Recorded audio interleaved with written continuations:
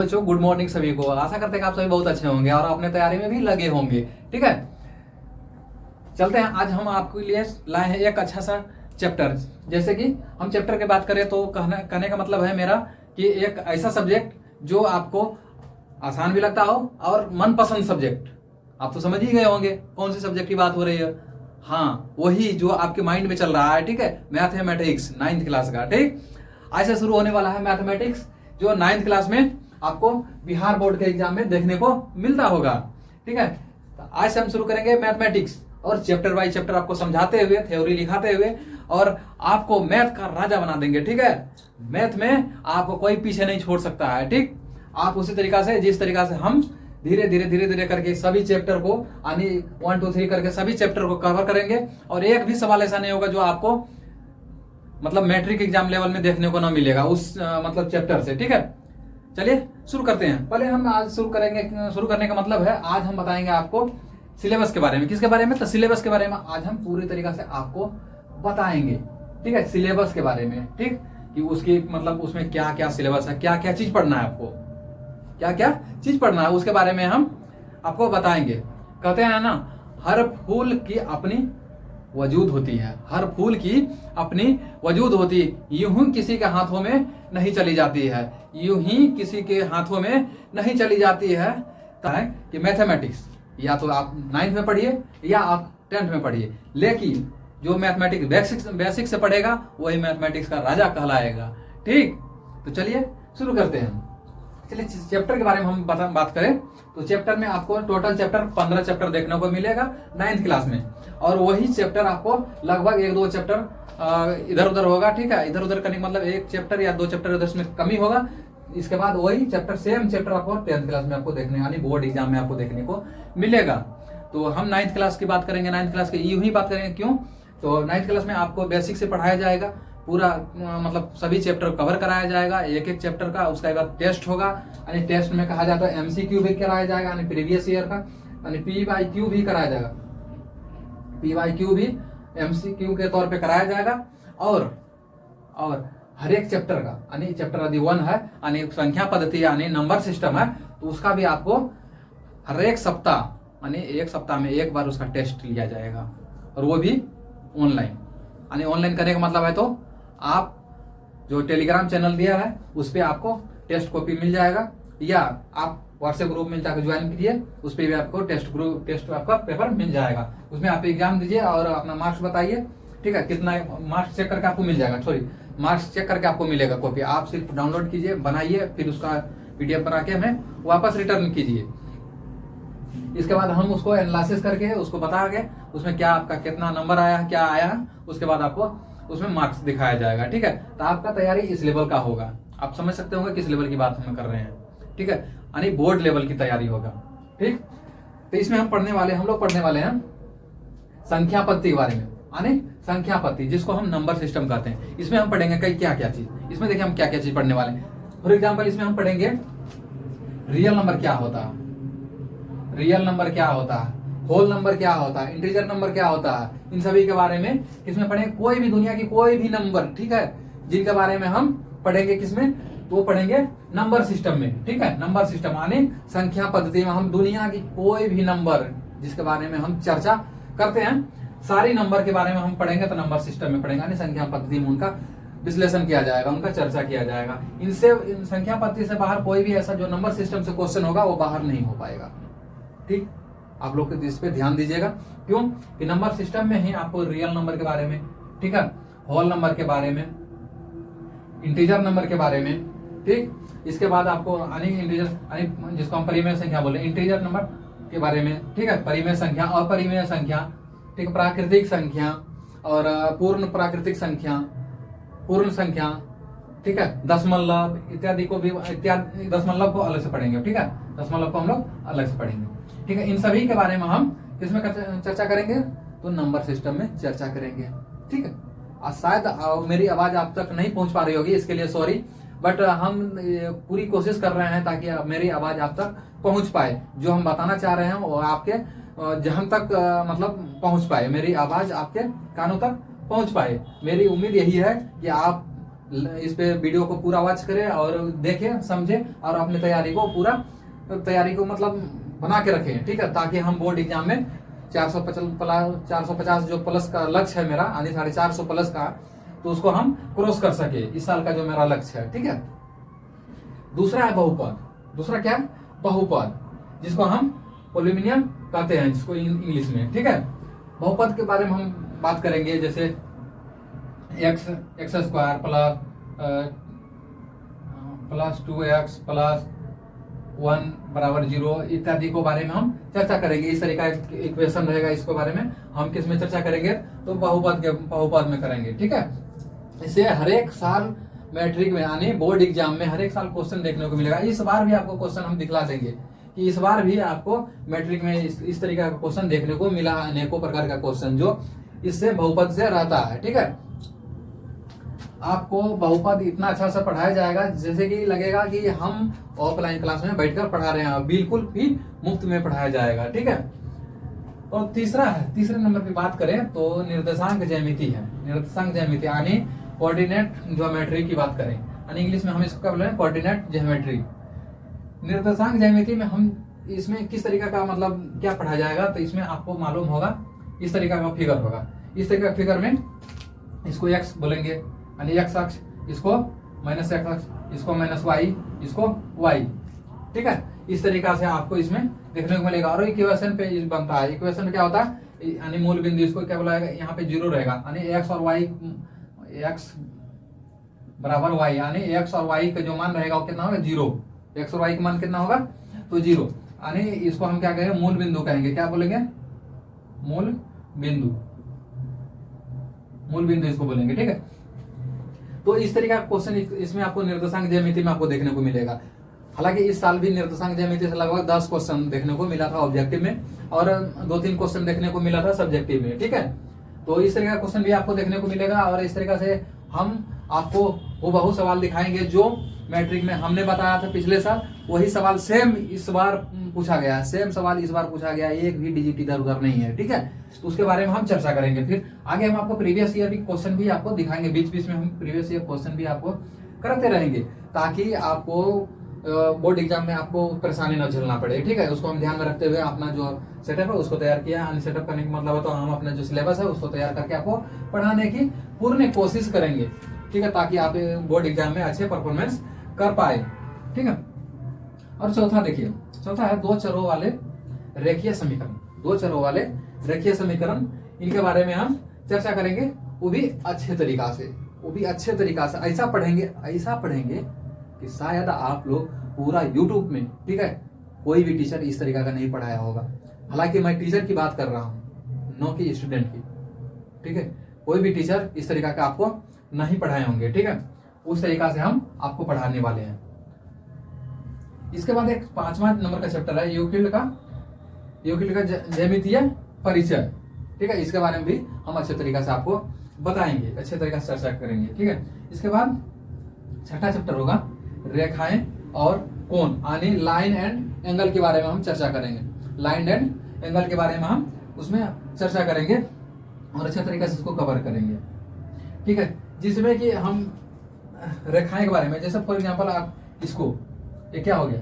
आधार हो गया, यानी यहाँ पे धूल इस तरीका का कोण बन जा रहा है, ये क्या हो गया? रेखाएं हो गया, यानी इसको आधार बोल देंगे, ठीक है।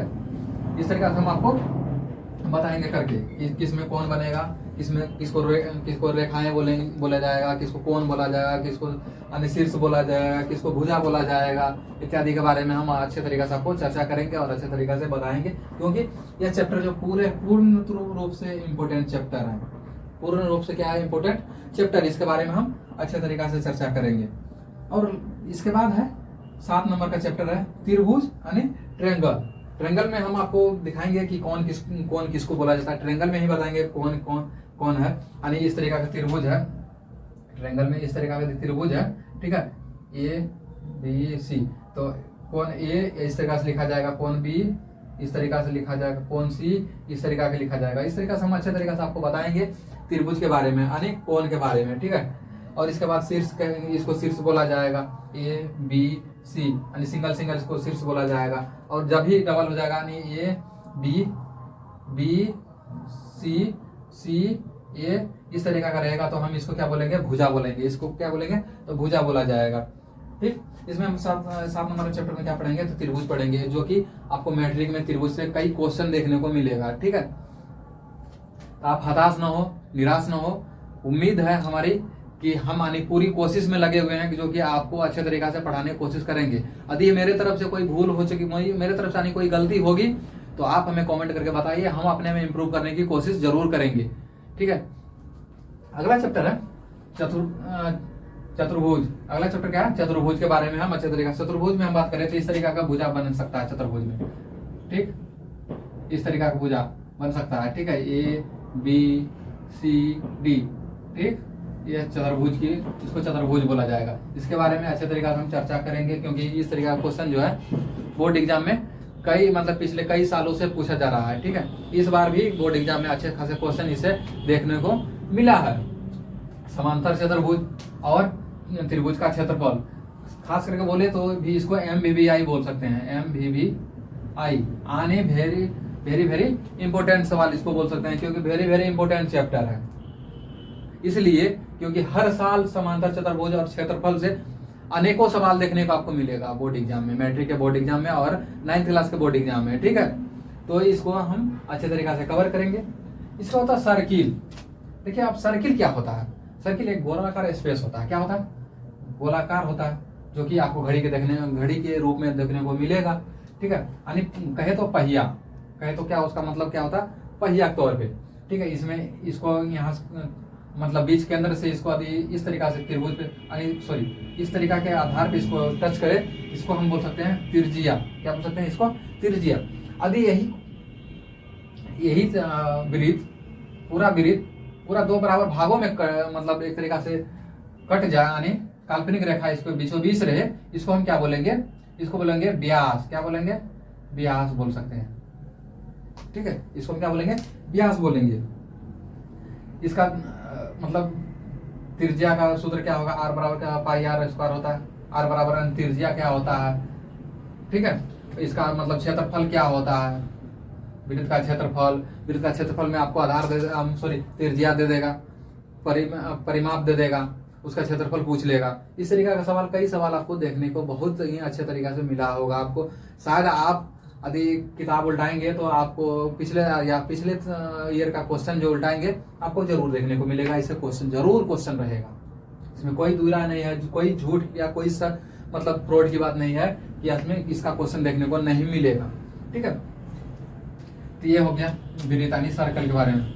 फिर हो गया रचनाएं।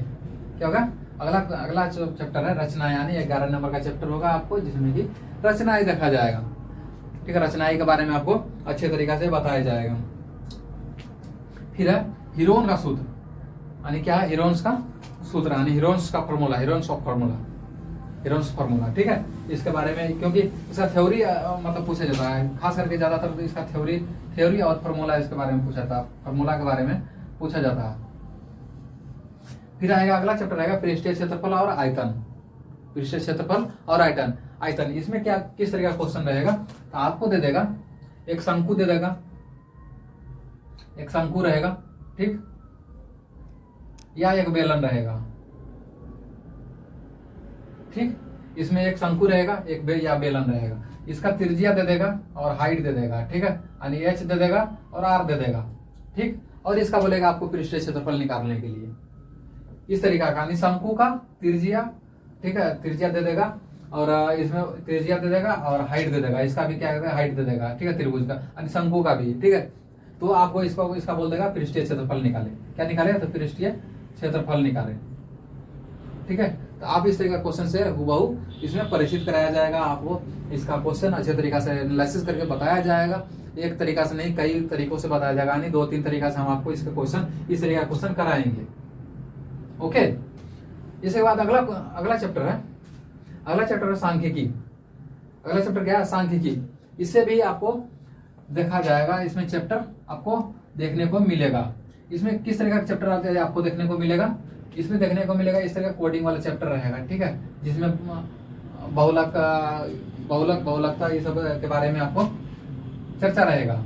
ठीक है, इस तरह का कोडिंग करके इसमें 8, 3, 5 इस तरीका का जो है करके दिया रहता है। ठीक है, तो इसके बारे में सांख्यिकी के बारे में अच्छे तरीका से हम आपको बताएंगे, अच्छे तरीका से आपको एनालिसिस करवाएंगे हर एक चैप्टर को, हर एक तरीका से आपको बिलीव करना होगा एक बार। ठीक है, इसके बाद यदि अच्छे ना लगे तो आप हमें छोड़ सकते हैं, जरूर छोड़ सकते हैं। यदि अच्छे तरीका से समझ में ना करा पाए, अच्छे तरीका से आपको ना समझा पाए, तो आप हमारे चैनल को अनसब्सक्राइब करके आप किसी और प्लेटफॉर्म पे जरूर चले जाइएगा। ठीक है, ताकि आपका समय व्यर्थ ना हो।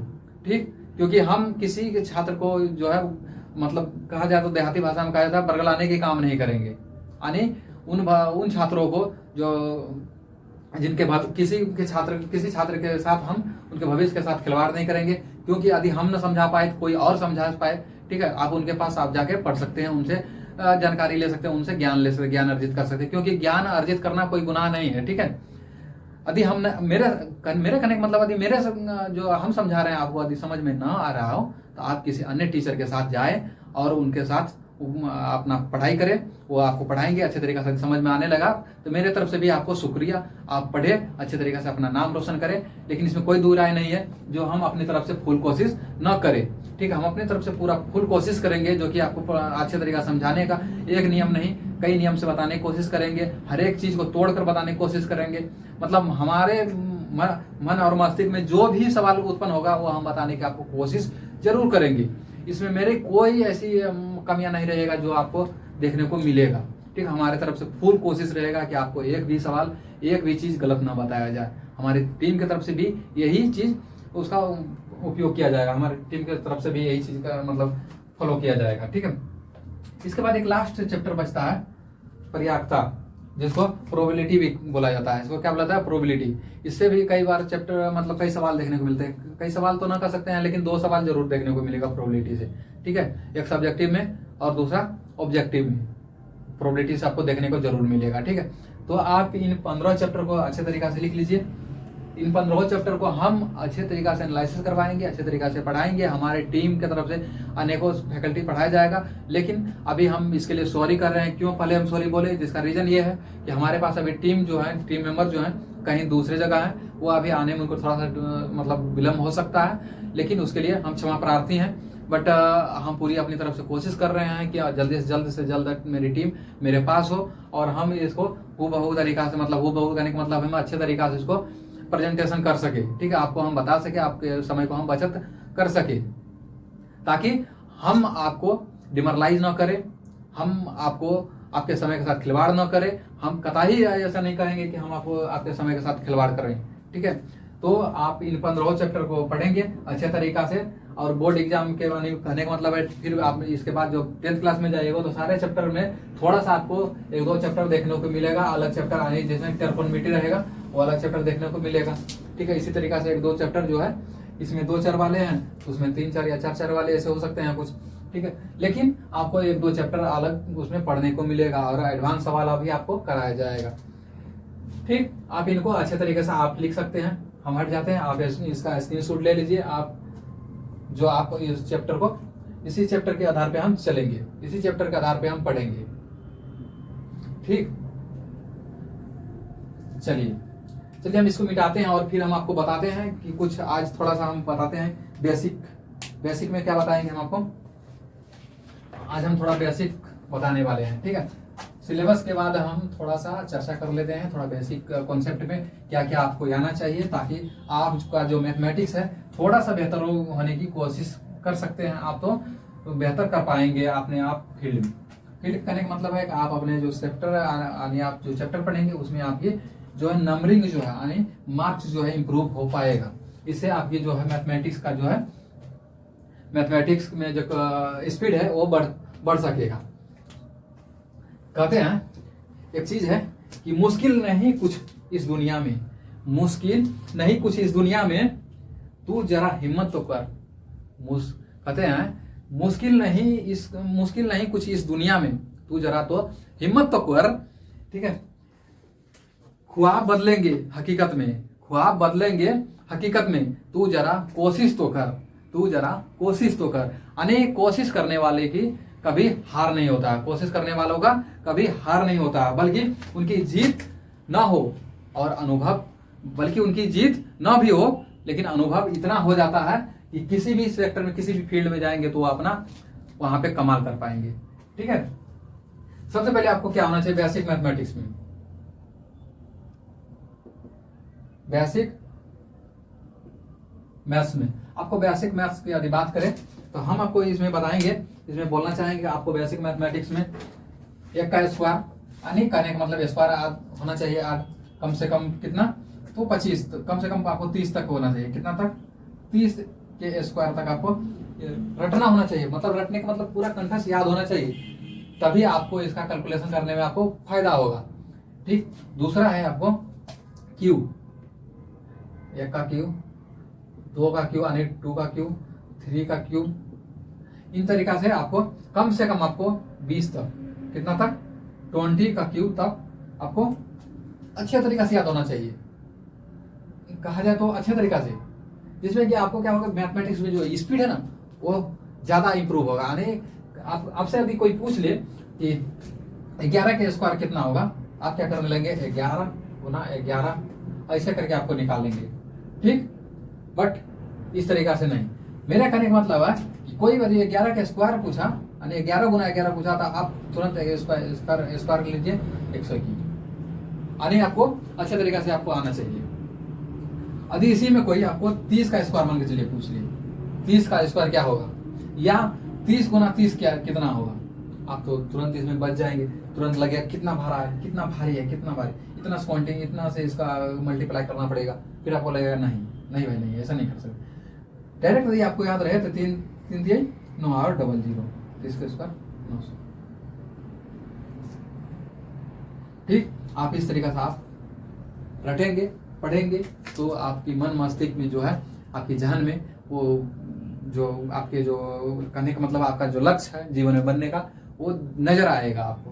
आप जब ज्यादा पढ़ेंगे आपको नजर आने लगेगा, ठीक है, कि मेरे लक्ष्य जो हमारा जो लक्ष्य है वो मेरे करीब आ रहा है। देखिए होता क्या ना, कभी कभी जब आप पढ़ाई करते होंगे तो आप भी सोचिए, आप भी सोचते होंगे कभी कभी कि शायद 2-4 दिन पढ़ाई छोड़ के देखिए, लगेगा सब कुछ भूल गए यार, कहाँ थे हम, अब कुछ नहीं आ रहा, पूरा ब्लैंक ब्लैंक दिखेगा। बट ऐसा नहीं, आप 5 दिन पढ़ के देखो लगातार 5 घंटा 4 घंटा 10 घंटा ऐसे पढ़ के देखो 5 दिन, आपको महसूस होगा कि मेरी मंजिल मेरे पास है। क्या महसूस होगा? मेरी मंजिल मेरे पास आ रहा है। अब लगता है जैसे लक्ष्य नजदीक है, ठीक है, बस वहां पहुंचने वाले हैं, बस यही इंतजार रहता है। ठीक है। तो आप इस तरीका से कहने का मतलब है कि आप स्क्वायर 20 तक यानी 30 तक आप स्क्वायर रटेंगे और कम से कम क्यूब जो है 20 तक आपको क्यूब अच्छे तरीका से याद होना चाहिए, तभी आपका स्पीड बढ़ पाएगा। इसके बाद आप देखेंगे तो प्लस और माइनस की झंझट है। आपको पूरा तरीका से प्लस माइनस की जो झंझट है, आज का जो आपका जो होमवर्क रहा यानी होमवर्क जो हम आपको दिए, ठीक है, कल हम क्लास में आपको पूछेंगे यही चीज आपको पूछेंगे, यानी स्क्वायर यानी 1 का स्क्वायर, 2 का स्क्वायर, 3 का स्क्वायर, 4 का स्क्वायर, 5 का स्क्वायर, 5 का स्क्वायर, 6 का स्क्वायर, 7 का स्क्वायर, 8 का स्क्वायर, 9 का स्क्वायर यानी 9 का स्क्वायर, फिर 10 का स्क्वायर, 11 का स्क्वायर। इस तरीके से आपको 12 का स्क्वायर, 13 का स्क्वायर,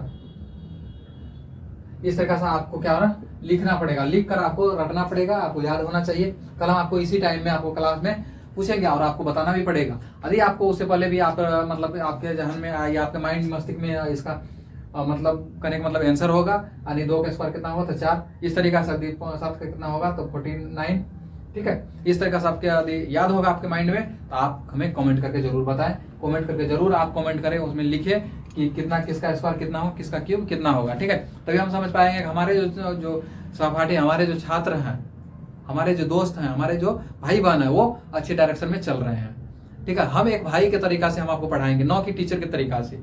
हम कोई टीचर नहीं है, ना ही हम कोई प्रोफेशनल काम करते हैं, हम बस एक आपको डायरेक्शन दे रहे हैं, आपको नजर मतलब दिखाना चाह रहे हैं कि इस चीज यदि आप 9th में इस चीज को पढ़ ले रहे हैं तो आप 10th में इसको कम, 10th में थोड़ा ज्यादा बेहतर मार्क्स लाने की तरफ आपका झुकाव रहेगा। क्या रहेगा? 10th में आप ज्यादा नंबर ला सकेंगे। कहने का मतलब मेरा ये है, मैं कोई टीचर नहीं हूँ, बट जितना भी बोलता हूँ पूरा फैक्ट बोलता हूँ, उस पर आप अडिग रहेंगे। कभी कभी हो सकता है कि मेरे साथ भी समस्या हो जाए। ये समस्या यही कि कभी कभी हमारे टीम में जो मेंबर हैं वो कभी लेट कभी कुछ, इसके लिए मैं सॉरी चाहता हूँ आप लोगों की तरफ से। ठीक है, तो चलिए आज का वीडियो यहीं पे समाप्त करते हैं, बट मिलेंगे हम अगले वीडियो में जरूर ही आपको बेसिक मैथमेटिक्स बताने के लिए। ठीक है, तब तक के लिए धन्यवाद। जय हिंद, जय भारत।